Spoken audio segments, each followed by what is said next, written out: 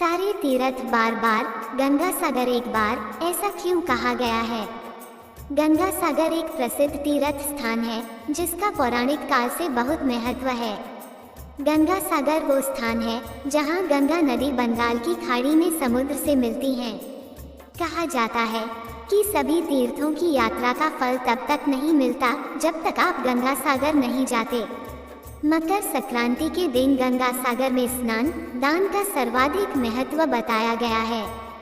सारे तीर्थ बार बार, गंगा सागर एक बार, इस कहावत के पीछे दो कारण बताए जाते हैं। पहला कारण, गंगा सागर को महातीर्थ कहा गया है क्योंकि माना गया है कि सारे तीर्थों का फल गंगा सागर आने से मिल जाता है। ये वो स्थान है जहाँ पर गंगा नदी के स्पर्श से राजा सगर के 60,000 पुत्रों को मुक्ति मिली थी। इसीलिए कई श्रद्धालु लोग यहाँ आकर अपने पितरों का श्राद्ध, तर्पण व पिंडदान करते हैं और पूर्वजों की मुक्ति की कामना करते हैं। इस कारण से लोग एक बार तो गंगा सागर की यात्रा जरूर करना चाहते हैं। इसीलिए कहा गया है, सारे तीर्थ बार बार, गंगा सागर एक बार। पुराणों में भी गंगा सागर में दान और स्नान को धार्मिक और आध्यात्मिक दृष्टि से काफी महत्वपूर्ण बताया गया है। दूसरा कारण, कोलकाता से गंगा सागर जाने के लिए पहले 86 किलोमीटर दूर काकाद्वीप जाना होता है, जहां हॉवुड पॉइंट से 3.5 किलोमीटर स्टीमर नाव के जरिए सागर द्वीप पहुंचते हैं।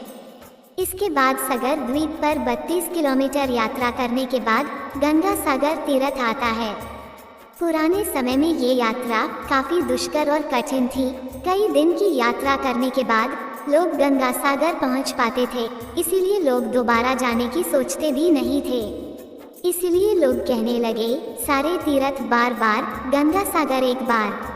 गंगा सागर की कहानी क्या है? रामायण की एक कथा के अनुसार अयोध्या के राजा सगर अश्वमेध यज्ञ कर रहे थे। उनके प्रताप से डरकर देवताओं के राजा इंद्र ने उनके यज्ञ का घोड़ा चुरा लिया और कपिल मुनि के आश्रम में जाकर बांध दिया। राजा सागर की दो रानियां थीं, केशिनी और सुमति। केशिनी का एक पुत्र था जिसका नाम असमंजस था और सुमति के 60,000 पुत्र पैदा हुए थे। असमंजस बहुत उद्दंड था और प्रजा के लोगों को बहुत कष्ट देता था, इसलिए राजा सगर ने उसे अयोध्या राज्य से निकाल दिया। अश्वमेध यज्ञ का घोड़ा चोरी हो जाने से राजा सागर बहुत चिंतित हुए, क्योंकि यज्ञ पूरा होने के लिए घोड़ा मिलना जरूरी था।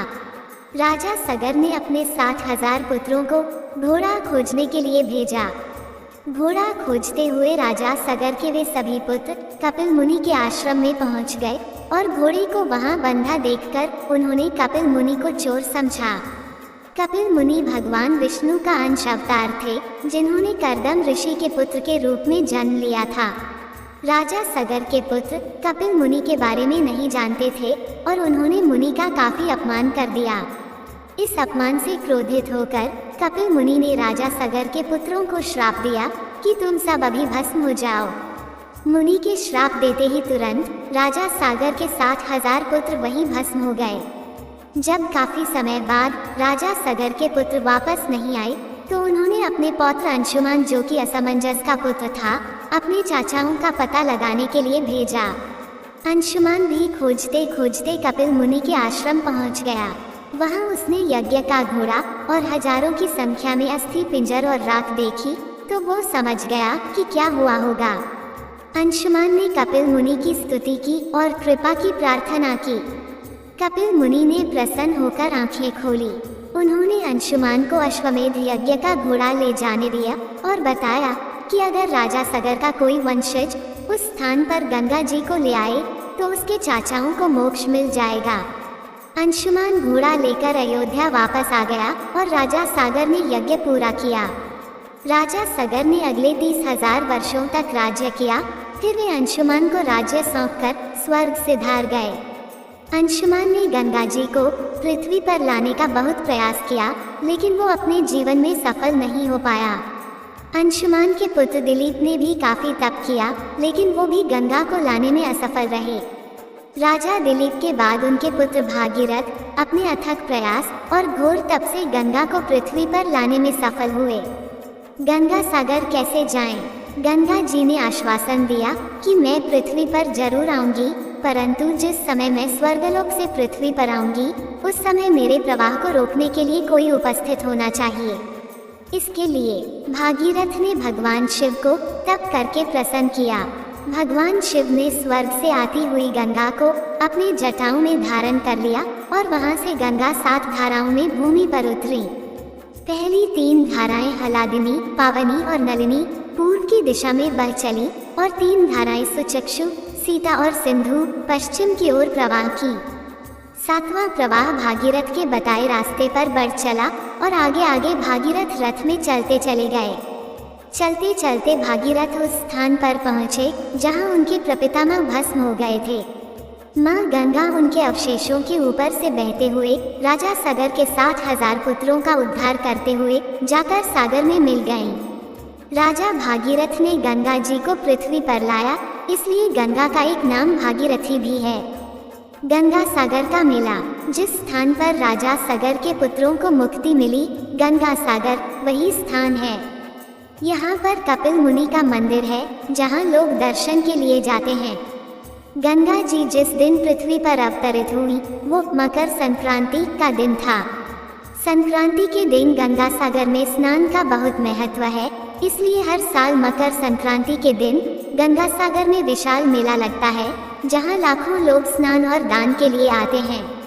गंगा सागर का मेला 5 दिन तक चलता है। इस दौरान तीर्थयात्री लोग मुंडन, श्राद्ध, पिंडदान और समुद्र में पितरों को जल अर्पित करते हैं। गंगा सागर में कपिल मुनि का प्राचीन मंदिर था जो कि समुद्र में समा गया। 1973 में यहाँ कपिल मुनि का नया मंदिर बना जहाँ श्रद्धालु और तीर्थयात्री दर्शन के लिए जाते हैं। गंगा सागर गंगा नदी का एक छोटा सा डेल्टा द्वीप है जिसकी आबादी करीब 2 लाख और क्षेत्रफल 282 वर्ग किमी है। सागर द्वीप के एक ओर बंगाल की खाड़ी और दूसरी ओर बांग्लादेश है। इस सुंदर द्वीप के ज्यादातर क्षेत्र में घने जंगल है। कपिल मुनि के मंदिर व आश्रम के अलावा यहाँ महादेव मंदिर, शिव शक्ति महानिर्वाण आश्रम, भारत सेवाश्रम संघ का मंदिर, धर्मशालाएं भी है। दोस्तों, आपको ये जानकारी एवं कथा कैसी लगी कृपया कमेंट करके जरूर बताएं। वीडियो पसंद आया हो तो लाइक करें और ऐसी ही और भी बहुत सारी कहानियों, कथाओं एवं जानकारियों को सुनने के लिए चैनल को सब्सक्राइब जरूर करें। धन्यवाद।